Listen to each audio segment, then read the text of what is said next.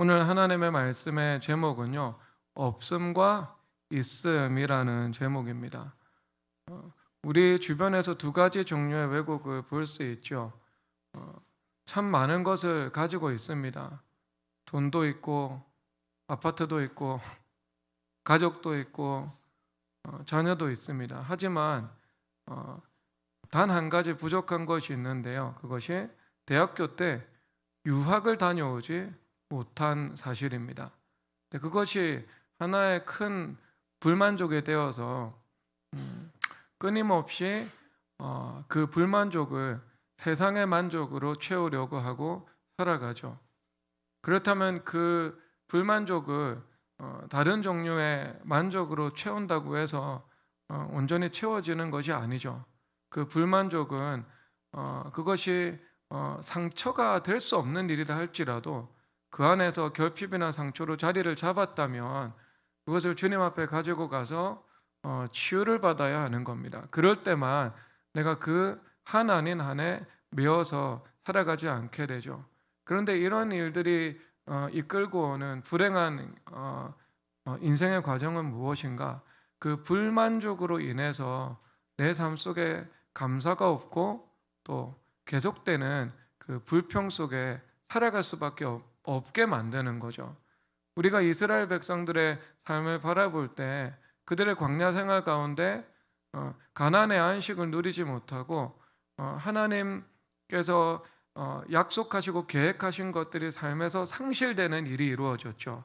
그런데 그 망실의 하나부터 10가지의 근본적인 원인은요, 원망이었던 것입니다.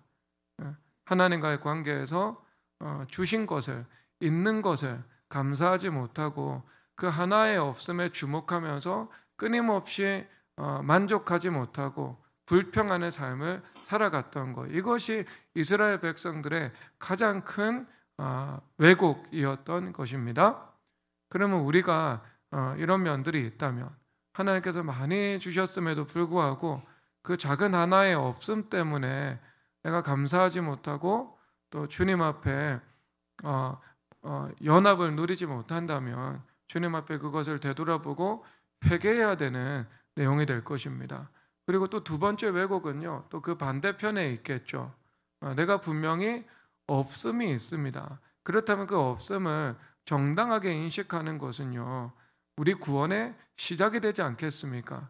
그래서 하나님께서 애통하는 자는 복이 있나니 저희가 위로를 받을 것이요. 그러니까 나의 없음과 또 하나님의 표준에 미치지 못하는 것과 그리고 내 안에 현저히 결함되어 있는 것들을 바라보면서 주님 앞에 애통할 때 주님께서 우리 삶에 위로를 허락하시는 것을 말씀을 하고 있습니다.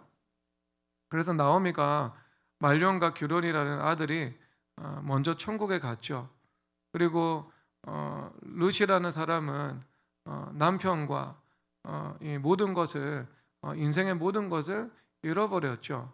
그런데 하나님 앞에서 나오미를 마라라라고 부르면서 그 쓴물의 애통을 하면서 살아갔잖아요. 그 결과 하나님께서 그에게 기업 물을 자를 허락해 주셔서 삶에 참된 위로를 누릴 수 있도록 은혜를 베풀어 주셨습니다. 그래서 우리 인생에 없음이라는 것은 매우 복된, 하나님 앞에 복 받을 수 있는 기회가 되는 것이죠. 그렇다면 그 기회를 활용하기 위해서는 우리의 없음을 있는 그대로 보고 직시해야 된다는 문제가 있습니다. 그래서 내가 나의 죄인됨을 인정하지 않고서는 주님의 십자가를 경험할 수 없죠. 나의 연약함을 내가 주님 앞에 실토하지 않고서는 그리스도 안에 있는 강하게 되는 역사를 우리는 삶 속에서 조금도 누릴 수 없게 됩니다. 자, 그러면 그 인정하는 것이 너무나도 중요한데 그 인정하지 못하고 없음을 마치 있는 것처럼 포장하면서 살아간다면 그것은 자기 기만이라는 또 다른 왜곡의 문제를 우리 삶 속에 덧붙여진 악으로 이끌고 오게 되는 겁니다. 그래서 이것이 우리 삶 속에 꼬리에 꼬리를 물고 이어지는 삶의 불편한 요소들을 분명히 만들어내는 것을 말씀하고 있죠. 예수님께서 이 사실을 너무나도 잘 알고 있으셨습니다. 예수님께서 우리에게 정당한 현실 인식을 주님께서 건너뛰어서 우리 삶에 은혜를 베푸시는 적은 없죠. 그렇죠. 우리가 스스로 의인이라고 자부하면서 하나님의 의라는 선물이 우리 가운데 주어질 수 없는 것처럼 우리의 삶의 객관적인 현실을 냉철하게 분별하는 것으로부터 하나님의 모든 삶과 영혼의 구원이 시작된다는 것들을 볼 수 있습니다. 그래서 요한복음 6장 5절에서 말씀하시죠. 다 함께 읽어보겠습니다. 예수께서 눈을 들어 큰 무리가 자기에게로 오는 것을 보시고 빌립에게 이르시되 우리가 어디서 떡을 사서 이 사람들을 먹이겠느냐 하시니. 아멘. 그래서 큰 무리가 있는 것들을 보셨습니다. 그래서 하나님께서 우리가 어디서 떡을 사서 이 사람들을 먹이겠느냐 주님께서 말씀하고 있는 거죠. 그러니까 너희들 한번 너희들의 힘 그리고 너희들의 실력 혹은 너희들의 자원 이것을 한번 살펴보라라는 것이죠. 구원하기에 족할는지 충분하지 않는지 주님께서 말씀하고 있죠. 그래서 특별히 마가복음 6장 38절에서는요 동일한 본문에서 이렇게 말씀하십니다. 너에게 떡 몇 개나 있는지 가서 보라라고 말씀하십니다. 여러분, 전능하신 하나님의 아들께서 떡이 몇 개가 있는지 모르셨겠습니까? 다 알고 계시죠. 그렇죠. 그 떡 안에 원자가 몇 개 들어있는지까지 주님께서 헤아리고 계시는 분이었는데요, 오병이어를 모르고 계시지는 않으셨을 것입니다. 그럼에도 불구하고 주님께서 이렇게 말씀하시는 이유가 무엇인가? 너희들이 가지고 있는 힘과 실력의 실체를 너희들이 정확하게 인식을 하지 않으면 그 다음 단계의 구원이 이루어질 수 없다는 것을 알고 있다는 것. 그래서 객관적으로 자기를 인식하는 것이 분명히 필요하다는 사실들에 대해서 주님께서 보여주고 있는 거죠. 그러니까 너희들이 있다고 그러니까 없다는 것을 인정해야 되는 것을 말씀을 하고 있지 않겠습니까? 우리 모든 구원은요, 없음을 인식하는 것에서 시작합니다. 사람들이 자존심이 상하니까, 또 우리 마음속 깊은 곳 가운데 그 사실과 진실을 깨뚫고 들어오면은 매우 불편하니까. 그런데 여러분, 하나님과의 관계에서 우리가 불편한 것이 무엇이 있겠습니까? 하나님은요, 우리와 변론해 주시는 분이시지 않겠습니까? 이사야서 1장 말씀에서 오라 우리가 서로 변론하자, 너희 죄가 주홍 같을지라도 눈과 같이 이어질 것이다 말씀하고 있잖아요. 여러분, 이 변론이라는 것은 우리가 법적인 다툼 가운데 피고인과 그리고 또 그 피의자 사이에서 이루어지는 것이지 않겠습니까? 고발인과 피고발인 사이에서 법적 공방이 이루어지는 거죠. 그래서 이것은 수직적 관계라기보다는 대등한 관계 속에서 이루어지는 일이지 않겠습니까? 주님께서 이 변론이라는 것이 어떤 의미와 용례를 가지고 있는지 분명히 아시면서 그것을 끌어다 오셔서 주님께서 우리에게 변론하자고 말씀하고 계신 것이죠. 그 말씀은 수직적인 하나님께서 이 대등한 어휘를 차용하시면서까지 서로 대화를 나누어 보자라는 것을 말씀하고 있는 겁니다. 그래서 이것은 마치 예수 그리스도께서 하나님의 아들이심에도 불구하고 하늘 보좌를 버리고 이 땅에 육신을 입고 이 땅 가운데 오셔서 우리의 입장에서 우리를 긍휼히 여기시면서 우리의 삶을 돌아보시겠다라고 말씀하는 것이지 않겠습니까? 그래서 하나님께서 우리의 삶을 깊이 채울하시는 하나님께서 내가 너의 모든 사정들을 이미 알고 있으니 그것과 함께 대화를 나누어 보자라고 말씀하는 겁니다. 여러분, 수련회라는 것은 무엇인가? 수련회는요, 깊이 회개하고 예수님을 만나 내 영혼의 정복이 이루어지는 시간입니다. 그러니까 여러분, 수련회만큼 우리의 상처를 되돌아보고 우리의 이 죄악된 실존들을 내가 하나하나 파헤쳐 가면서 주님과 깊은 이 교제를 이루는 시간은 잘 없는 것 같아요. 그래서 하나님의 말씀과 성령의 은혜가 여러분들의 의식과 무의식 그리고 현재뿐만 아니라 현재를 잊게 한 그 과거까지도 이 관통에 들어가서 그것을 예수님의 온전한 곳으로 어둠을 빛으로 바꿔놓는 시간이 되어야 하지 않겠습니까? 주님과 변론하는 시간이에요. 주님과 변론하는 시간. 주님과 변론하면서 우리 안에 있는 어둠들은 예수님의 십자가로 가져가며, 그리고 예수님 안에 있는 그 빛이 우리 안에 충만히 들어와서 내가 이제 온전한 삶을 살아갈 수 있도록, 그 더 이상 그 과거의 사슬에 얽매이지 않는 삶을 살아갈 수 있도록, 그리고 더 열매 맺으면서 살아갈 수 있도록 우리를 바꾸어 주시는 것, 우리의 믿음을 도약시키는 것, 이러한 것들을 말씀을 하고 있는 것입니다. 그래서 있음은 있음대로 우리 주님 앞에 인정할 수 있는 것이고요, 없음은 없음 그대로 우리 주님 앞에 인정하면서 하나님의 은혜의 도우심을 구하는 것, 이것이 우리 구원의 시작이 되는 겁니다. 그래서 이와 같은 이 유사한 본문이 고린도 전서에서 나오거든요. 여러분, 고린도는 로마에 대항해서 아가야 속주의 연합군의 리더 역할을 했습니다. 그러니까 철저히 보복을 당해서 완전히 진멸당한 땅이 되었죠. 그리고 율리우스 카이사르가요, 그 도시를 재건합니다. 그 토착 세력 중심으로 도시를 재건하지 않았겠죠. 당연히 지혜롭고 강교한 통치자라면은요. 그래서 이 새로운, 마치 천도를 내서 새로운 지역에서 새로운 이 사람들로 도시를 만들어 나가는 것처럼 그 로마에 충성된 태역 군인과 자유인들을 이주시켜서 그 도시를 건설하기 시작했습니다.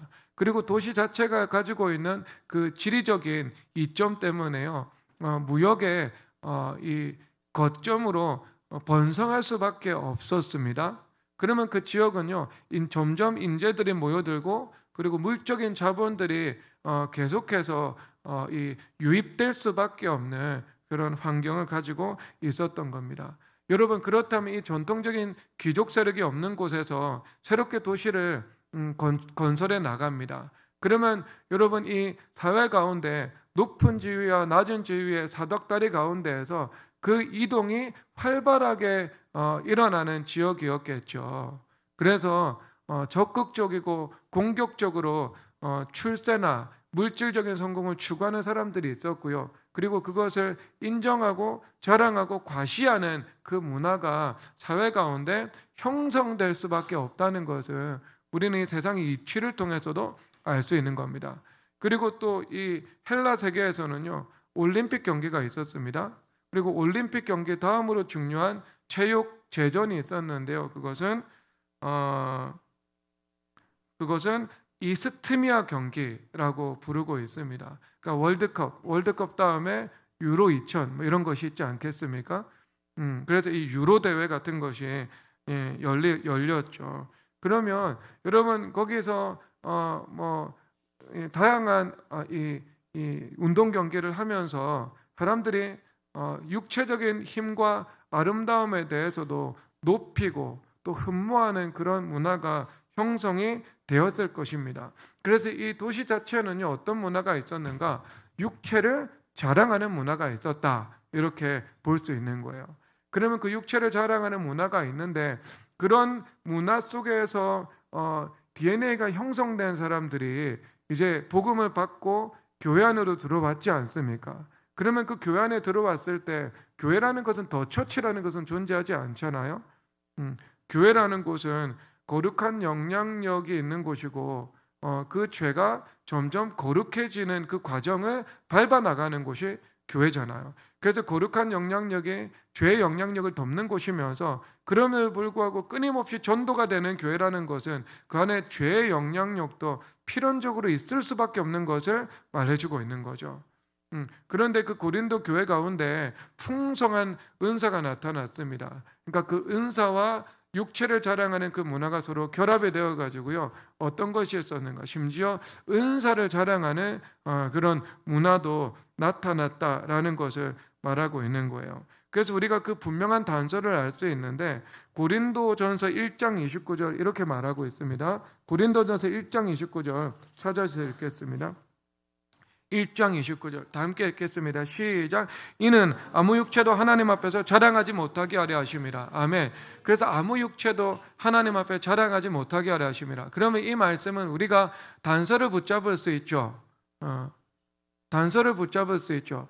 여러분, 이 역사학자들이나 이 사회학자들이요, 이 역사에 존재했던 한 시대를 연구하는 연구 방법론이 뭐냐면은요, 그 프라이머리 소스로 들어가는 것이거든요. 원자료입니다. 그러면 그 원자료라는 것은요, 여러분 예를 들어 송진영 간사가 김신혜 자매에게 카톡을 보냈습니다. 그러면 그 카톡 내용이요, 원자료가 되는 거예요. 그런데 지금 이 시대에는 사료 가치가 없어요. 그런데 한 1000년 정도 지났을 때는요, 그것이 역사적인 가치가 있습니다. 그래서 그것을 통해서 당시 사람들의 생활상을 우리가 연구를 하게 되는 거죠. 그러니까 우리 이 민족 최고의 유산이 뭔 줄 아세요? 그런 면에서 이 민족 최고의 유산 무엇이겠어요? 지혜 집사님. 네? 한글이요? 한글이 아니고요. 최고의 유산은요, 승정원 일기예요. 승정원 일기.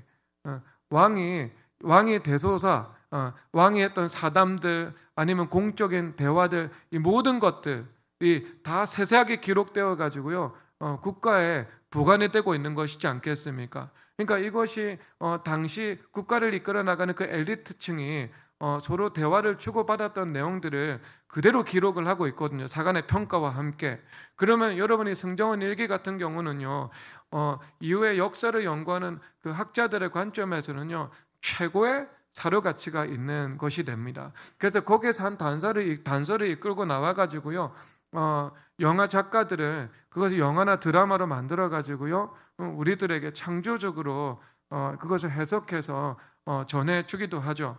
그래서 사람들이 역사를 드라마로 배워가지고요, 왜곡된 역사인식을요, 수두룩하게 가지고 있는 거죠. 그러니까 여러분, 여기서 이 고린도의 당시 이 병역에 대한 자료가 많지 않잖아요. 그러면 여기서 육체를 자랑하지 않게 하라 한다. 이것은 분명한 단서가 되는 겁니다. 그 사회를 해석할 수 있는 단서요. 그렇기 때문에 무엇이 있는가? 자랑하는 문화가 있었다. 그런데 사도 바울 선생님께서 고린도 교회 성도들은 너무 잘 알잖아요. 그래서 이 자랑하는 것이 조금 위험수위에 올라왔다라는 것을 영적으로 통찰해 버린 거예요. 그래서 가서 이것을 싹을 잘라놔야 되겠다라고 말씀하시면서 이제 내가 이 사람들 현실 타격을 좀 줘야 되겠구나 라고 하면서 말씀하시는 장면이요, 고린도전서 1장 26절입니다. 26절 읽겠습니다. 형제들아, 너희를 부르심을 보라. 육체를 따라 지혜로운 자가 많지 아니하며 능한 자가 많지 아니하며 문벌 좋은 자가 많지 아니하도다. 아멘. 야, 너희들 지금 자랑하고 있지. 그런데 내가 너희들의 현실과 사실에 대해서 분명하게 직시하게 해줄게. 너희들 봐봐. 너희들 지혜로운 자 아무도 없어.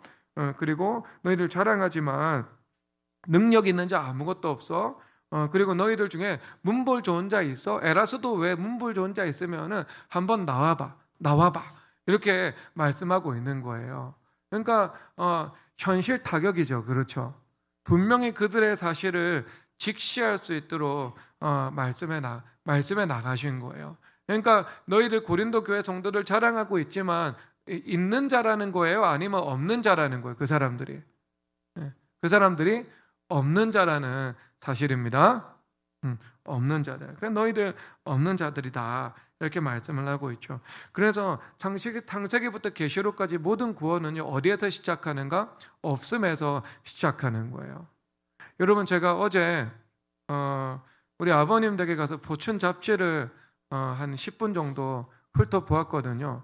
근데 거기 한 우리나라 굴지의 대기업의 자회사인 건설회사에 대한 기사가 나왔더라고요. 근데 얼마 전에 태양건설이 워크아웃에 들어가면서 기업의 경영권을 잃어버리느냐 마느냐 그 순간까지 갔죠. 그런데 이 건설업계에서는요, 이 대기업의 자회사인 이 건설회사가 다음 이 부도 위기에 처한 기업이다라고 말을 하더라고요. 그러니까 대한민국에서 유명한 유통 대기업 중에 하나다. 이 정도로만 제가 말을 하고 넘어가도록 하겠습니다. 그런데 그 기사의 그 내용이 뭐냐면요, 지금 위기를 넘긴 것 같은데 위기를 넘긴 게 아니라는 거죠. 이 위기는 단지 올 연말까지 유예한 것에 불과하다라는 사실입니다. 그래서 이 기업이 현재 그 부채 이자를 감당할 수 있는 능력이 되지 않고 그리고 그 연말이 되어서도 투자자를 확보하지 못하면 정말 이 경영권을 잃어버릴 수도 있고 심지어 부도를 날 수도 있는 큰 위기 상황에 직면해 있다. 그러면 이 모기업이 워낙 탄탄한 대기업이기 때문에 지원을 해줄 수도 있지만 그럴 때 끌어안게 되는 매우 큰 부담이 있다. 왜? 이 기업 자체도 현재 경영상 위기를 맞고 있거든요. 여러분, 그렇다면 이 사실이 무엇을 보여주고 있겠습니까? 이 기업의 대표가 크리스찬이라면 이제 무엇을 인식하게 되는 순간이죠? 있음이 아니라 없음인 거예요. 굴지의 대기업을 경영하고 있고, 그러니까 세칭 재벌이라고 불림에도 불구하고요, 무슨 문제가 있는 거예요? 돈이 없다는 문제가 있는 거예요. 돈이 없는 거예요, 재벌인데도. 그래서 이 없음이라는 것들을 있는 그대로 인정하고 하나님 앞에 연말까지 매어 달려야 하는 그런 상황에 있다. 이것을 보여주고 있는 겁니다. 그런데 여러분, 성경에서 구원은 어디에서 시작되죠? 구원은 바로 이 없음을 인정하는 데서 시작되는 거예요. 여러분, 주님 앞에 없음을 인정하는 것을 주님 앞에 부끄러워하지 마시기를 바랍니다. 여러분, 저는 주님 앞에 언제나 없음을 인정합니다. 그래서 주님, 저는 무능력합니다. 주님, 저는 정말 무지합니다.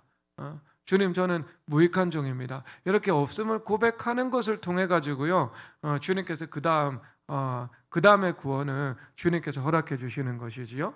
이것이 여러분 삶에 구석구석 들어가 가지고요, 하나님 앞에서 자존심 다 내려놓고요, 주님 앞에 변론하시는 하나님 앞에요, 내가 있는 그대로 주님 앞에 내가 드릴 수 있는 말씀을 드려야 하는 거예요.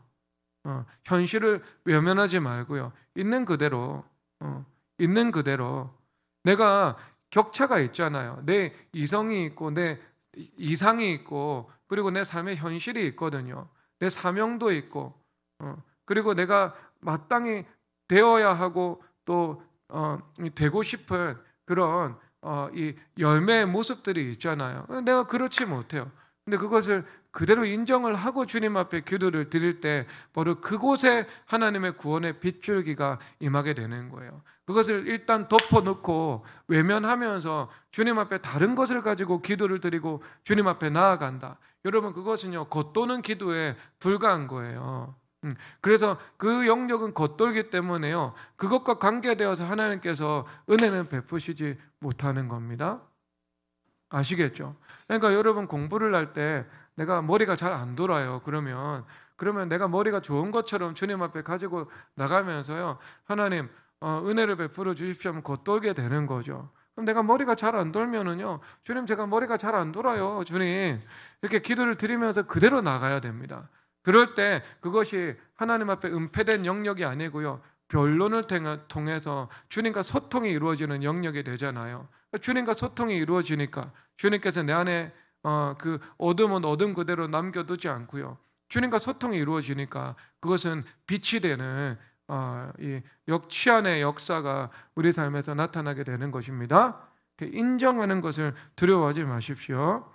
자, 그런데 여러분, 우리의 없음에서 우리의 시각이 머물러 있으면 되겠습니까? 안 되겠습니까? 성경에서 그렇게 말씀하고 있지 않죠. 여러분, 요한복음 5장 7절 다 함께 돌아가서 읽도록 하겠습니다. 요한복음 5장 7절입니다. 요한복음 5장 7절 다 함께 읽겠습니다. 병자가 대답하되 주여, 물이 움직일 때 나를 못에 넣어주는 사람이 없어 내가 가는 동안에 다른 사람이 먼저 내려가나이다. 아멘. 그러니까 이 병자가 38년 동안 오랜 시간 동안 병을 앓다 보니까 한편으로 이해가 되죠. 어떤 진취성 같은 것들은 다 잃어버리고요, 비관적이고 수동적이고 또 부정적인 그 사고방식이 그 안에 그 인격 안에 많이 녹아든 것 같습니다. 그래서 한편 소망이 있기 때문에 베레스다 목가에서 기다리고 있지만 또 그의 의식세계 대부분을 사실상 이런 이 사고방식이 그를 사로잡고 있었던 것 같아요. 그러니까 그의 특성은요, 그러니까 없어라고 말을 하고 있잖아요. 없음에 주목하고 있는 겁니다. 여러분, 우리는 조금 다른 존재이지 않겠습니까? 우리는 없습니다. 그런데 그 다음에 무엇을 붙여야 돼요? 그 다음에요, 무엇을 붙여야 됩니까? 인과의 접속사를 붙여야 돼요? 아니면 역접을 붙여야 돼요? 무엇을 붙여야 돼요? 역접을 붙여야 되죠. 우리는 없습니다. 그러므로 이렇게 돼야 됩니까? 아니면 없습니다. 그러나 돼야 됩니까? 없습니다. 그러나가 되어야 하는데 이분은 그냥 없어서 여기서 문장이 맞춰버린 거예요. 여기서 문장이 맞춰버리면 그의 인생도 여기서 맞춰버릴 수밖에 없는 거죠. 그래도 여러분, 예수님께서 이분을 구원하기 위해서 작정하고 들어가셨잖아요. 그래서 예수님께서 내가 낫고냐 물어보셨는데요, 지금 대화가 안 되는 거예요. 없어, 이렇게 이야기를 하니까. 그래서 주님께서 그냥 아예 말씀을 해버리셨습니다. 그 말씀이 뭐냐 하면요, 일어나 내 자리를 들고 걸어가라라는 말씀인 겁니다. 여러분, 그런데 이것이 본인의 어떤 믿음과 의지의 동의가 없이 예수님께서 직접적으로 치유하신 것 같아 보이잖아요. 그렇지 않습니다. 그렇지 않아요. 이거는 여러분, 눈 깜짝할 사이에 일어난 일이거든요. 왜 그런가? 사람이 자리를 들고 일어나 걸어갈 때 우리 육체 안에서 이루어지는 인식의 작용을 보면 그렇지 않습니다. 그 안에는요, 믿음이 있었어요. 왜냐하면 여러분, 자리를 들고 일어나 걸어가기 위해서는요, 어떤 과정이 필요하냐면 우리 전두엽이요, 하나님의 말씀을 먼저 인식을 해야 돼요. 인식을 한 다음에 내 전두엽이 동의를 내려야 됩니다. 여기서요, 동의를 내린 다음에요, 명령을 보내야 돼요. 이제 저 말씀을 동의했으니까 내가 자리를 들고 일어나 걷는다. 그러니까 자리를 들어라, 일어나라, 걸어라, 이 명령을요 내려야 돼요. 그러면 우리 이 손의 가운데에요, 운동중추가 있거든요. 그러면 그 운동중추 가운데 있는 신경세포가 반응을 하는 거예요. 그래서 이 전기 신호를 내려보내면서요, 그 전두엽의 지시사항을요 우리의 몸, 손과 발 가운데 내려보내는 겁니다. 우리의 신경을 통해 가지고요. 그러면 그 신경 가운데 하나님의 은혜가 흘러 들어가면서, 그렇죠, 이 신경이 주고 있는 거니까요. 그러니까 하나님, 그 신경 가운데 하나님의 은혜가 흘러 들어가면서 그 몸에 있는 손과 발이 머리의 지시에 순종을 해가지고요, 자리를 들고 일어나서 걷게 되는 거예요. 그렇죠. 그러면 하나님께서 말씀하셨고 자리를 들고 일어나 걸어가는 그 기적이 나타났는데, 그 과정 가운데 무엇이 있었어요? 그 과정 가운데 38년 된 병자의 인식의 과정이 있었습니까? 없었습니까? 눈 깜짝할 사이에 일어나긴 했지만 인식의 프로세스가 분명히 있었던 거예요. 그렇죠. 그러면은요, 뭐가 치유된 거예요? 그 안에서 인식 과정이 치유가 된 거예요. 인식 과정이, 예수님께서 말씀을 하셨을 때 그 말씀을 내가 중추신경 가운데 동의하고 명령을 내리고 반응하는 그 과정이 있어서 그 사람이 자리를 들고 일어나 걸어가 버린 거예요. 그러니까 여러분, 그 안에 무엇을 하나님께서 치유하신 거예요? 이 과정을 통해 가지고요, 그의 인식의 과정을 치유하신 거예요. 그의 인식론을 치유하신 거예요. 그러니까 안 된다, 할 수 없다, 없다라는 그 인식 과정을요, 하나님의 말씀을 믿음으로 동의하면서 나는 자리를 들을 수 있다, 그리고 일어날 수 있다, 걸어갈 수 있다라는 것으로 그 인식 과정 전체를 치유하신 거예요. 그러니까 왜? 창조주 하나님께서 바로 말씀하셨으니까. 주님 말씀하실 때 태양이 형성되고 달이 만들어졌지 않겠습니까? 하루에요. 그러면 주님께서, 그 하나님께서 바로 말씀하신 거예요. 말씀하신 거. 그러니까 이것이 순식간에 이루어지는 일이 되었던 것입니다. 물론 여러분, 하나님은 전능하신 분이기 때문에요, 그의 믿음의 동의를 여러분 전제 조건으로 삼지 않는다 할지라도요, 그를 치유하실 수 있습니다. 그런데 인간이 치유되는 그 과정들을 우리가 잘 알고 살펴볼 때, 우리가 인식하고 몸이 반응하는 그 프로세스에 대해서 우리가 기본적인 지식을 가지고 살펴볼 때 무엇이 있었던 거예요? 그 안에는 그 믿음으로 그 인식 과정이 치유되는 그 과정이요, 그 안에 있었다는 것을 보여주고 있는 겁니다. 그러니까 우리가 무엇이 필요하겠어요? 하나님께서 우리가 치유가 되기 위해서는요, 치유가 되기 위해서는요, 우리의 영혼이 치유되고 육체가 치유되고 삶이 치유되고 생명과 부활을 경험하기 위해서는요, 무엇이 필요한 거예요? 우리 가운데 믿음으로 우리의 인식 과정이 새롭게 리뉴얼되는 것, 이 과정이 필요한 겁니다.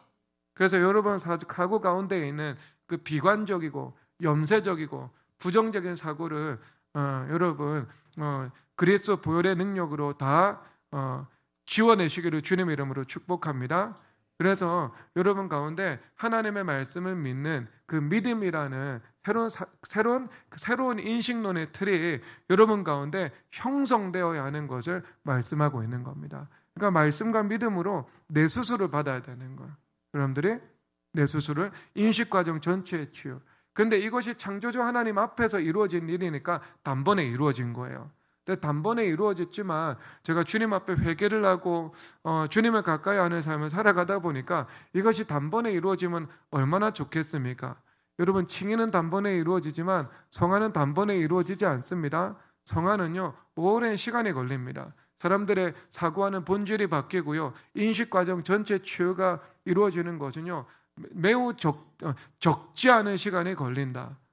매우 많은 기도의 시간이 필요하다. 예, 그렇습니다. 성화는 시간이 걸립니다. 하지만 반드시 여러분 삶 속에서 이루어져야 되는 것입니다. 그럴 때 여러분들의 사고방식이요, 위험한 사고방식이 아니라 하나님의 말씀을 믿는 믿음과 함께 안정성이 있습니다. 그러니까 그 믿음의 안정성이 있고요, 그리고 또한 무엇이 있겠어요? 안정성이 있고 믿음의 창조성이 있는 거예요. 그래서 천국의 서기관마다 뭐라고 말해요? 옛것과 새것을 내어오는 집주인과 같다. 옛것은 무엇이겠어요? 우리 사고방식의 안정성이죠. 새것은 무엇이겠습니까? 우리 사고방식의 창조성인 거죠. 이 두 가지가 조화가 되어야 하지 않겠습니까? 그래서 안정성 없는 창조성만 있으면은요, 이 사람의 삶은 파탄이 납니다. 계속 그로테스크한 일만 삶에서 계속 추구하면서 살아가지 않겠습니까? 계속 룰을 깨트리면서 살아가지 않겠어요? 그런데 안정성만 있고요, 옛것만 있고 그런 창조성이 없어요. 그러면 이 사람은요, 관료적 사고방식에 갇혀버리게 되는 거죠. 그래서 이 땅에서 하나님께서 창조적으로 행하시는 일들을 내가 행할 수 없게 되는 것입니다. 그래서 오늘 빌립 집사님에게요, 예수님께서 물어보시는 거예요. 요한복음 6장 보도록 하겠습니다. 요한복음 6장 다 함께 읽겠습니다. 시작. 빌립에게, 요한복음 6장, 그냥 제가 한 번 더 읽지는 않겠습니다. 빌립에게 7절 7절 읽겠습니다. 시작. 빌립이 대답하되 각 사람을 조금씩 받게 할지라도 200데나리온의 떡이 부족하리이다. 아멘. 여러분, 우리 교회 그 CF 재무 관련 일하는 분들 이런 계산 바로 나와요. 종호 형제님, 5,000명 먹이는데 200데나리온 떡이 부족하다는 게 바로 물어보자마자 계산과 사고 과정 없이 바로 1초 만에 대답이 나옵니까, 보통? 예? 나올 것 같아요. 바로 나온다고? 대단하다. 야, 저런 은사를 주신 하나님께 영광 올려드립니다. 저 하나님께서 주신 것이지 자기 본연의 것은 아니에요. 그렇죠? 바로 나온대요. 우리 이지하자면 바로 나오나? 그분도 재무팀장인데, 채용 형제 바로 나와요, 안 나와요? 거기는 계산 시간이 좀 필요하다고? 알겠습니다. 집에 가서 처리하세요. 부인 자존심 상했을지 몰라. 안정우 형제는요, 1초 만에 바로 나온대요. 근데 여러분, 이 빌립 사도는요, 이 인식이 지극히 합리적인 인식의 틀 안에서 사고를 하고 있는 거잖아요. 그러니까 빌립 집사님의 그 컴퓨터 같은 그 이 인공지능 수준의 그 능력을 예수님께서 잘 알고 지금 시험해 보신 거예요. 그런데 이런 합리성의 인식만 가지고 살아가는 사람들은요, 믿음의 세계를 잘 인식하기는 좀 어렵죠. 믿음은요, 사실상의 어떤 합리성이라는 것은요, 믿음의 세계라는 건요, 근본적으로 그 초합리성의 합리성입니다. 자, 왜 그런가? 여러분, 하나님 절대 주권을 가지고 계신 분이잖아요. 하나님 절대 주권을 가지고 계신 분이라는 사실은요, 이 세상에서 큰 일뿐만 아니라 작고 세세한 일까지도요, 하나님께서 다 주관하시는 것을 말씀하고 있습니다. 그래서 욥기에서 그 하나님의 절대 주권에 대해서 하늘에 나는 새들, 들짐승들이 먹을 것이 없어서 헐떡거릴 때 하나님께서 그들을 돌보시고 먹이신다라고 말씀을 하고 계십니다. 그러면 하나님께서 저 들짐승까지도, 들짐승의 점심 식사까지도요, 하나님께서 간섭하고 계신 거예요. 그러면 여러분 이 세상에서 이루어지는 모든 일들이요 어떻게 해요? 그냥 단지 눈에 보이는 물리적인 세계의 일들의 관계 속에서 이루어지는 일들이 아니잖아요. 절대 주권을 가지신 하나님께서 하나님의 의지가 속속들이 개입되고 있는 것을 말하고 있는 거예요. 그래서 인간이 믿음으로 반응할 때마다, 기도를 드릴 때마다, 그리고 기도를 드리지 않고 믿음으로 반응하지 않은 그 모든 영역까지도요 주님께서 세밀하게 간섭하고 계신 것이지요. 그렇다면 여러분 이게 뭐예요? 합리적인 것으로 설명이 되지 않는 거잖아요. 그렇죠? 그 합리를 뛰어넘는 그 창조주 하나님께서 이 모든 것을 섭리하시고 간섭하시고 계신 것이지요. 여러분, 그래서 이것은 그런 인간의 합리의 관점에서는 초합리인데요. 믿음의 관점에서는 이것이 무엇이라고요? 믿음의 관점에서는 이것이 합리적인 일이 되는 거예요.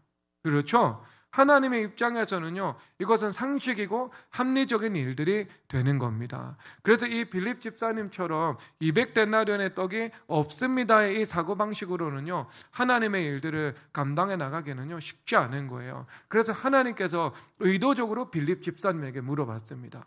왜냐하면 베드로 선생님은요, 무리를 걷는 믿음이 있었잖아요. 그래서 무리를 걸어 보기를 했잖아요. 그런데 빌립 집사님과 같은 사고방식은요, 일평생 물 한 번 물 위를 걸어다 보지 못할 그런 이 캐릭터를 가지고 있지 않습니까? 그러니까 주님께서 그의 이 기질을 아시고요, 의도적으로 빌립 집사님에게 물어보신 거예요. 물어보신 거. 이런 사람은요 11조 드리는 것도 힘들어합니다. 왜? 11조 드리는 것을요 단지 11조를 드리고 내 재정에서 없어진 것으로 생각하게 되는 거예요. 없어진 것으로. 그런데 그게 아니잖아요. 그래, 이 믿음의 합리성이 있어요. 그런데 11조를 주님 앞에 드리는 것은 이것은 하나님의 것으로 여기죠. 그리고 나머지 10분의 9에 있어서 하나님께서 복 주시는 것으로 여기죠. 그리고 이것을 하나님께서 심는 것으로 받으셔서 30배, 60배, 100배로 하나님께서 채워주시는 것으로서 우리가 여기게 되는 것이지 않겠습니까? 그래서 이 사실 하나만 보더라도요, 이 믿음의 합리성 없는 그 합리성이 얼마나 이제 우리가 주님 앞에 살아가면서 하나님께서 하시는 일들과 하나님께서 우리 가운데 은혜 베푸시는 일들과 하나님의 절대 주권으로 하나님께서 누군가에게 복을 내리시기도 하시고 화를 내리시기도 하시고 재정의 문을 막기도 하시고 열기도 하시고 열매를 맺게도 하시고 열매를 주님께서 기한 전에 떨어지게도 하시는 분이시라는 그 사실들을 보지 못하게 하는 거죠. 하나님의 절대 주권을 믿는다면 우리는 인간적인 합리성을 뛰어넘어서 초합리라고 말을 하고 있는 믿음의 합리성을, 믿음의 상식을 가지고 살아가야 하는 것을 말씀해 주고 있는 것입니다. 하나님 절대 주권을 가지고 계신 분이시니까요. 절대 주권을 가지고 계신 분이시니까. 그래서 여러분, 믿음의 세상을 가지고 세상을 보는 것이요, 지극히도 현실적이고 사실적인 겁니다. 왜 그런가? 하나님이 절대 주권으로 만물 붙잡고 계신 거니까. 그런데 믿음의 시각 없이요, 단지 인간의 합리성만으로 내가 하나님의 주권을 부인하면서 실천적으로 부인하면서 살아갑니다. 이 사람은 사실적이고 현실적으로 살아가는 삶이 아닌 거죠. 왜? 하나님의 주권으로 다스려지는 세계에서 하나님의 주권을 내가 인정하지 않고 모르고 살아가니까요. 그러면 이 사람의 삶은요, 지극히도 관념적이고 추상적이고 비현실적인 삶을 살아가는 것에 불과한 일이 되는 것입니다. 여러분, 현실주의자가 되십시오. 사실주의자가 되십시오. 무엇에 입각해서요? 믿음에 입각해서. 여러분, 그것이 진정한 리얼리즘입니다. 자, 그래서 여러분, 우리가 없음에서 이 인생이 마치면 안 되겠죠. 자, 없음을 가지고 우리는 무엇을 해야 되는가? 감사해야 됩니다. 여러분, NASB 성경에서 오병이어 기사 때 예수님께서 축사하셨다, 이것을 어떻게 번역하고 있냐면요, gave thanks 이렇게 표현을 하고 있거든요. 그러니까 하나님 앞에 감사를 드렸다 말씀하고 있습니다. 그러니까 여러분, 없음은요, 없음에 대해서 감사해야 됩니다. 먼저. 그럼 왜 감사해야 되는가? 하박국 3장 17절 가서 읽어보도록 하겠습니다. 하박국 3장 17절.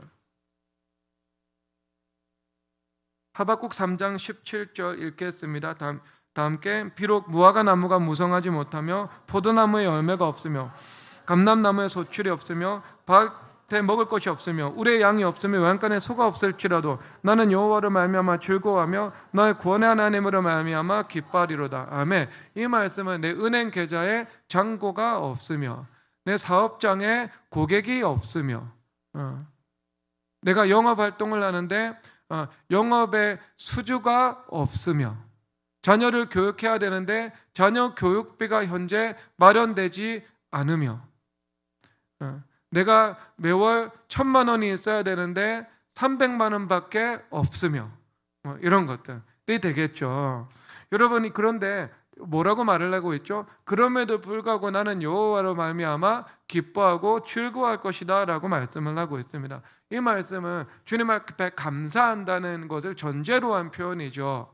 그러면 왜 우리가 없음에 대해서 감사해야 되는가? 없음에 대해서 감사하는 것이 무엇입니까? 그 없음에 대해서 내가 살았다는 겁니까? 죽었다는 겁니까? 없음에 대해서 죽었다는 거죠.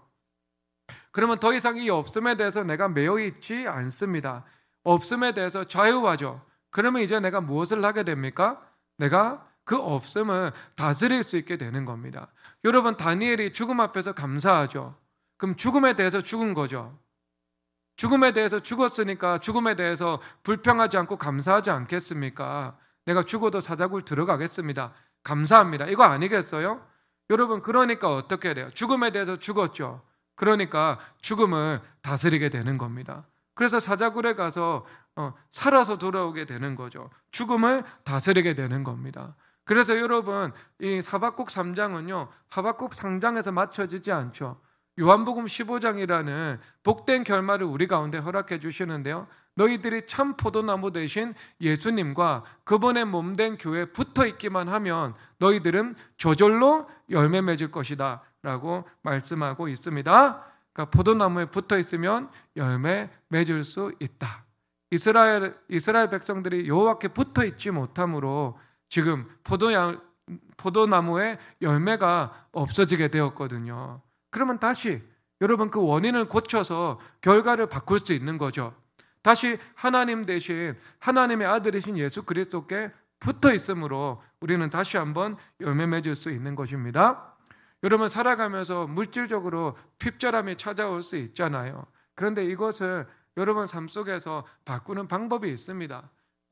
여러분, 그럴 때는 내가 가진 적은 것에서 조금씩 우리 형제 자매들과 나누는 삶을 살아가면 됩니다. 그러면 하나님께서 조금씩 우리에게 폭을 넓혀 주셔서 조금 더 나눌 수 있도록 하나님께서 우리의 삶을 열어가시는 거죠. 그래서 이 오병이어 기사도 마찬가지인데요, 하늘에서 5,000명을 먹을 것이 한꺼번에 비처럼 내리지 않았습니다.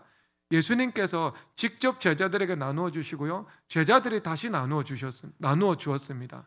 그러면 누가 나누어 주신 거죠? 예수님께서 계속 이 5,000명이 먹을 것을 나누어 주신 거예요. 그런데 그러면 어떻게? 그 인자 되신 예수님의 그 손의 크기가 우리 정도 수준이잖아요. 그러면 예수님께서 한 명 한 명 먹을 것을 나누어 주신 거예요. 베드로 제자에게 한 3인분 주시고 안드레 제자에게 3인분 주시고 갔다 오면 또 베드로 제자에게 한 5인분 주시고 그리고 빌립 제자에게 한 5인분 주시고 그렇게 나누어 주신 거예요. 그래서 한 명 한 명 먹이기 시작하다가 5명을 먹이고 10명을 먹이고 5,000명까지도 먹이게 된 것을 말씀하고 있는 것입니다. 여러분, 그렇게 우리가 하나님의 은혜를 누려나가는 거예요. 그렇죠. 그래서 여러분, 인색함은요 평생 인색하게 살게 되는 삶의 원인이 됩니다. 그런데 여러분들 안에서 조금씩이라도 내가 부족하지만 우리가 이 나누면서 살아갈 때요, 하나님께서 큰 나중에는 축복을 여러분들에게도 베풀어 주실 수 있습니다. 아니면은요, 여러분 자녀를 하나님께서 미래교회 주캠에 보내셔서 뛰어나게 만드셔서 하나님께서 그들에게 열매 맺게 하십니다. 자, 그리고 나서 우리 없음이 있음이 되는 일이 무엇인가? 그것은 예수님께 없음을 있는 그대로 가져가서 있음을 구할 때 예수님께서 있게 하시죠. 여러분, 언약이라는 것이 무엇이냐? 언약이라는 것은요 모든 것을 가지고 계신 하나님께서 아무것도 없는 우리와 동행해 주는 삶이다. 이렇게 저는 정의 내립니다. 언약이라는 것이 하나님께서 우리의 하나님 되시고 우리는 하나님의 백성 된다. 이것이 언약의 정의입니다. 성경의 정의거든요.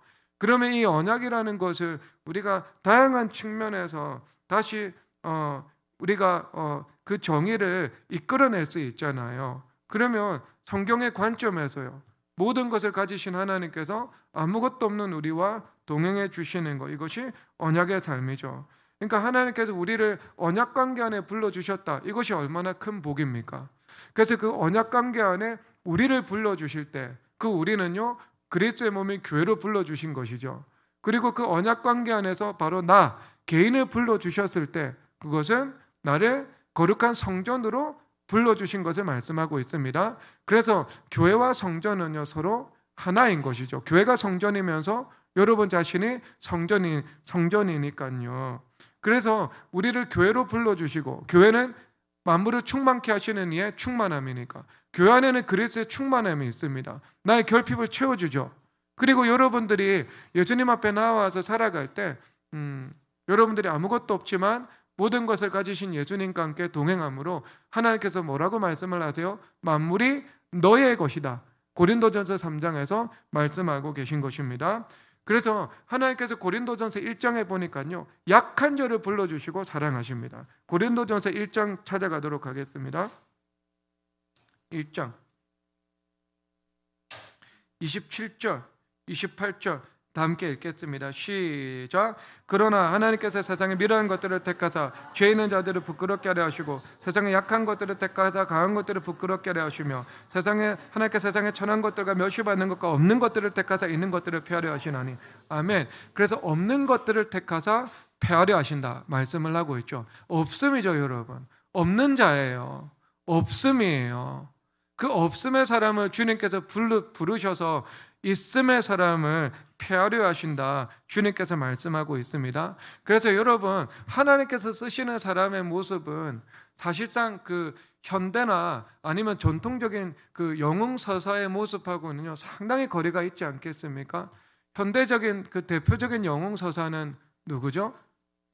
어벤져스와 같은 사람들이잖아요. 하나님께서 어벤져스 같은 사람들 안 쓰시죠. 그래서 다윗은 키가 컸습니까? 키가 작았습니까? 키가 작았어요. 키가 작았어요.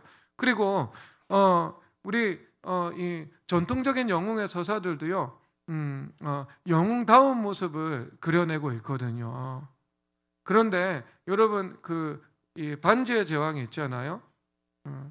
우리 반지의 제왕 가지고 지금 아이들 이 주캠 독서 교육하고 있거든요. 반지의 제왕에서 구원자로 등장하는 사람은 보통 사람의 반도되지 않는 호빗 쪽 프로도잖아요. 그래서 비천하고 가장 힘없는 자를 통해서 그 가운데 세계의 구원을 이루어내지 않겠습니까? 그렇죠. 그래서 이것은 전능하신 하나님의 아들께서 혈과 육을 지니고 이 땅 가운데 오셔서 우리를 구원하신 그 성육신의 유비 구조를 분명히 띠고 있다라고 말합니다. 우리가 말할 수 있습니다. 그러면 우리도 마찬가지잖아요. 우리도 하나님께서 일하시는 것이 무엇입니까? 상대적으로 약한 자들, 그 상대적으로 약한 자들을 통해서 하나님께서 더 강한 것들을 폐하려 하시는 것들, 이것이 하나님께서 우리를 사용하시는 섭리인 것입니다. 그래서 우리가 하나님 앞에서 쓰임 받기 위해서는 어떻게 해요? 있는 자로 서지 않고 언제나 없는 자로 주님 앞에 설 때 우리가 하나님께서 말씀하시는 없는 자들, 그리고 천한 자들, 미련한 것들의 범주 안에 우리가 소속이 되면서요, 주님 앞에 쓰임받는 그 역사로 나타나게 되는 것입니다. 그러니까 주님 앞에서는요, 언제나 무엇으로? 약함으로 주님 앞에 나아가야 되는 거야. 그러니까 사도 바울 선생님도 그 육체 자랑할 것으로 주님 앞에 나간 적이 없잖아요. 왜? 이 비밀을 알고 계시니까. 약한 데서 온전하여진다는 하나님의 지혜를 알고 있으니까요. 그래서 여러분들이 현재 하나님께서 지정하신 위치와 처한 조건과 삶의 배경이 어떻든 주님 앞에 그 없음으로 나아갈 때 하나님의 놀라운 역사가 나타나게 되지 않겠습니까? 그러니까 심지어 기독교인 재벌 회장들도요, 자기의 없음을 주님께서 보게 하시면서 그 없음 가운데 주님 앞에 나아가서 주님의 전능하심을 체험하면서 늘 주님 앞에서 강한 자가 아니라 재벌 회장이 아니라 한 사람의 죄인으로서, 한 사람의 주님의 십자가의 용서가 필요한 연약한 사람으로서, 하나님의 능력과 지혜 없이는 한순간도 호흡할 수 없는 사람으로 주님 앞에 서게 되는 것을 말씀을 하고 있는 거예요. 그렇죠? 결국 이렇게 되지 않겠습니까? 재벌 회장도 나이가 들면 병들고 침상에 눕잖아요. 침상에 눕잖아요. 이거 피할 수 없는 것이지 않겠습니까? 그런데 여러분들이 그런 방식이 아니라 여러분들이 주님 앞에 약함을 인정하면서 살아갈 수 있다면, 육체를 자랑하지 않고 주님 앞에 살아간다면은요, 여러분 80이 되고 90이 돼도요, 침상에 눕지 않고, 여러분 두 발을 가지고 건강하게 걸어가다가 자손들에게 안녕, 나 천국 갈게, 천국에서 보자 하면서 천국 가는 은혜를 누리게 되는 것이지 않겠습니까? 여러분, 이것이 주님 앞에 약함을 인정하는 사람들에게 주시는 복이지요. 자신의 강함을 믿고 인정하면서 살아가 보세요. 여러분, 그러면 침상에서 죽게 되어 있습니다. 왜? 약해져야 되거든요. 주님 앞에서요. 구원받든 구원 못 받든이요. 그렇죠? 그러니까 그래서 여러분, 이 말씀이 우리에게 주는 바가 무엇인가? 자, 우리가 없음이 있음이 되어야 하거든요. 모든 은사와 재능은요, 철저히 하나님께 의존되어 있습니다. 의존되어 있습니다. 그래서 이 땅에서 우사인 볼트가 100m 세계 신기록을 세우죠. 그가 그 달릴 수 있는 능력은요, 누구에게 의존되어 있습니까? 하나님께 의존되어 있습니다. 여러분, 나사의 과학자들이요, 이 과학 기술을 발전시켜서 달에 아폴로 그 우주선을 착륙시켜 가지고요 탐사하죠. 그러면 여러분, 그 과학 기술의 은사와 지혜와 재능은요, 누구에게 의존되어 있는 것입니까? 철저히 하나님께 의존되어 있는 거예요. 그래서 그 인류 문명사에 있는 모든 선한 것들과 빛나는 것들과, 그리고 과학기술의 진보와 문화예술의 업적과 모든 그 문명의 열매는요, 누구에게 의존되어 있는 거예요? 결국 하나님께 의존되어 있는 거. 왜? 그 은사와 지혜와 재능들을 부여하신 분이 누구예요? 하나님이시기 때문에요. 그러므로 하나님께 의존되어 있는 거예요. 의존되어 있는 거. 하나님께 의존되지 않고 나온 모든 인류의 걸작품은요, 단 하나도 없는 거예요. 그러면 하나님께서 나에게 은사와 재능을 그 씨로서, 아니면 그것이 어느 정도 열매 맺으며 나아가는 곳으로서 하나님께서 주신 것이 있습니다. 음악적 은사가 있을 수도 있고, 우리 부역 장로님처럼 타고난 감각과 그 다음에 글 쓰는 능력, 이런 것들이 있을 수도 있잖아요. 그런데 그것이 그 있음인데요, 그 있음이 누구에게 의존되어 있다고, 장로님? 무역에게 의존되어 있습니까? 아니에요. 하나님께 의존되어 있는 거예요. 그러면 여러분, 우리 없는 것도 마찬가지죠. 없는 것을 우리 가운데 주시는 분이 누구시겠습니까? 하나님이신 것입니다. 그래서 하나님께서 이미 내 내부에 있는 것을 가지고 그것을 더 발전시켜 나갈 수 있게 하시는 분도 하나님이시고요. 그리고 우리 가운데 없음이 있을 때 그 없음 가운데 외부에서 내부로 주님께서 그 있음의 선물을 허락해 주시는 분도 결국 하나님이신 것을 말씀하고 있습니다. 그래서 야고보서 1장 17절에서 이렇게 말씀하시는데요, 이것은 여러분 마지막으로 찾고 설교를 마치도록 하겠습니다. 야고보서 1장 17절 다 함께 찾아서 읽겠습니다. 시작. 온갖 좋은 은사와 온전한 선물이 다 위로부터 빛들의 아버지께로부터 내려오나니 그는 변함도 없으시고 회전하는 그림자도 없으시니라. 아멘. 빛들의 아버지, 복수죠. 이것은 천상의 피조물인 천사들, 그리고 세상에 비친 우리들, 그러니까 우리와 천사들의 아버지라고 말씀을 하고 있는 겁니다. 그러니까 하나님 아버지시니까 자녀된 우리에게 특별하게 하나님의 은혜를 구할 때마다, 필요할 때마다 공급해 주시겠죠. 그렇죠. 그리고 나서 뭐라고 말씀하시는가? 온갖 좋은 은사. 온갖이라는 것은 예외가 없는 모든 은사인 거죠. 신자가 가지고 있는 하나님을 인정하는 은사이든, 하나님을 인정하고 있는 사람의 은사이든, 그들이 사용하면서 마치 자기가 주인인 것처럼, 하나님께서 주신 것이 아닌 것처럼 사용하면서 살아가는 불신자 안에 있는 재능이든, 이 재능과 이 은사는 모두 어디로부터 왔다는 거예요? 모두 하나님으로부터 왔다, 이것을 말씀해 주고 있는 거예요. 그러니까 여러분, 있는 자들이 교만한 게 얼마나 주님 앞에서 개그 콘서트 같은 일입니까, 여러분? 천국의 개그 콘서트예요, 여러분. 탄식하면서 웃고 있는 거예요. 웃고 있는 거. 저 봐라, 저 봐라. 하나님께 주신 것 가지고 자랑하네.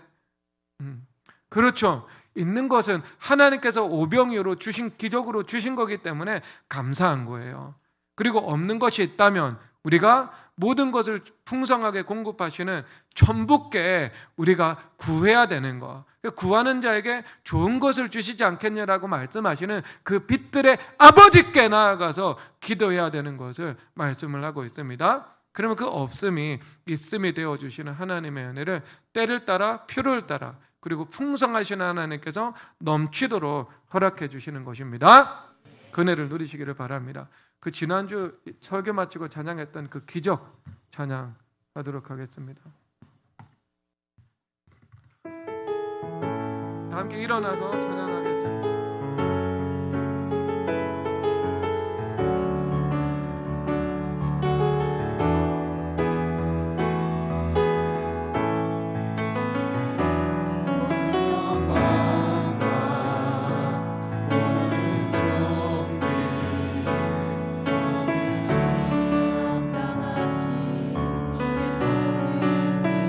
모든 영광과 모든 존귀 거룩하신 주의 이름 높여 경배합니다. 오 위대한 기적을 베푸시는 주와 같은 분 없네. 주와 같은 분 없네. 오 위대한 기적을 베푸시는 주와 같은 분 없네. 주와 같은 분 오 위대한 기적을 베푸시는 주와 같은 분 없네. 주와 같은 분 없네. 오 위대한 기적을 베푸시는 주와 같은 분 없네. 주와 같은 분 오 위대한 기적을 베푸시는 주와 같은 분 없네. 주와 같은 분 없네. 오 위대한 기적을 베푸시는 주와 같은 분 없네. 주와 키를 높여서 찬양하겠습니다. 오 위대한 기적을 베푸시는 주와 같은 분 없네. 주와 같은 분 없네. 오 위대한 기적을 베푸시는 주와 같은 분 없네. 주와 같은 분 오 위대한 기적을 베푸시는 주와 같은 분 없네. 주와 같은 분 없네. 오 위대한 기적을 베푸시는 주와 같은 분 없네. 주와 같은 오 위대한 기적을 베푸시는 주와 같은 분 없네. 주와 같은 분 없네. 오 위대한 기적을 베푸시는 주와 같은 분 없네. 주와 같은 오 위대한 기적을 베푸시는 주와 같은 분 없네. 주와 같은 분 없네. 오 위대한 기적을 베푸시는 주와 같은 분 없네. 주와 마지막 오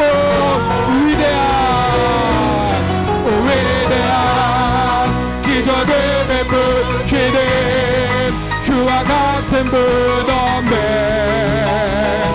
주와 같은 분 없네. 위대한 기적을 베푸시는 주와 같은 분